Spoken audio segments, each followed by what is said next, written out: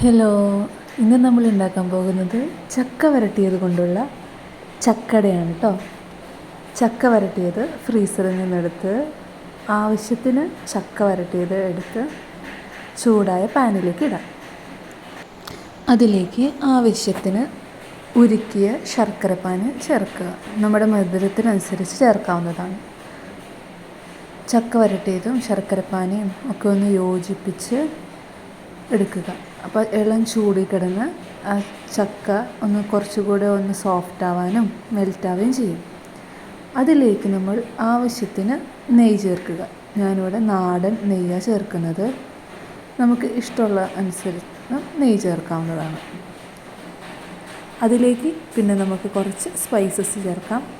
ജീരകം, ഏലക്ക, ചുക്ക്, ഇത് മൂന്നും പൊടിച്ച് നമുക്കിതിലേക്ക് ചേർക്കാം.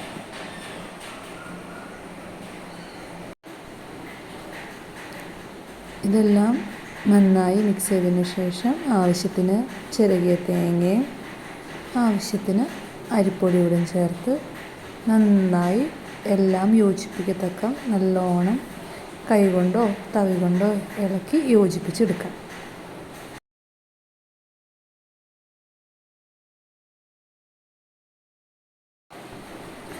ഇനി നമുക്കിത് നല്ലോണം യോജിപ്പിച്ചതിന് ശേഷം ആവശ്യം അനുസരണം ഉണ്ടകളായിട്ട് മാറ്റി വയ്ക്കാം.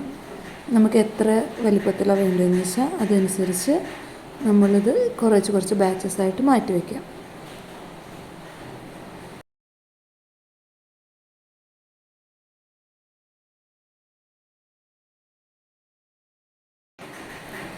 ഇത് നമ്മുടെ കയ്യിലൊന്നും ഒട്ടിയൊന്നും പിടിക്കില്ല, കണ്ടോ, നല്ല സോഫ്റ്റായിട്ട് വന്നിട്ടുണ്ട്. നമുക്കിനി ഇത് വാഴയിലയിലോ ഇടനിലയിലോ എടുത്ത് ഏതെങ്കിലും നമ്മുടെ ഇഷ്ടമുള്ള ഷേപ്പിനനുസരിച്ച് പരത്തി ആവിയിൽ വേവിച്ചെടുക്കാം.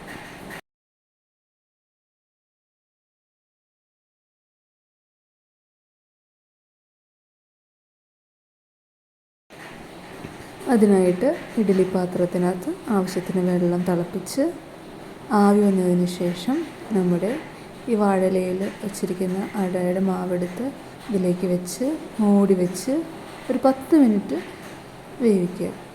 വെന്ത് കഴിയുമ്പോൾ നമ്മുടെ വാഴയിലൊക്കെ നല്ലോണം വാഴയിലയുടെ കളറൊക്കെ ഒന്ന് മാറി ലൈറ്റ് ബ്രൗൺ കളറിൽ വരുമ്പോൾ നമ്മുടെ അട ആയി. അതിന് ശേഷം ചൂടാറിക്കഴിഞ്ഞാൽ നമുക്കിത് കഴിക്കാവുന്നതാണ്. അപ്പോൾ നമ്മുടെ സോഫ്റ്റ് ആൻഡ് ടേസ്റ്റി ചക്കട ഇവിടെ തയ്യാറായിട്ടുണ്ട്. ഇതിൽ ഉള്ളൊക്കെ സോഫ്റ്റാണ്, നല്ലോണം വെന്തിട്ടൊക്കെ ഉണ്ട്.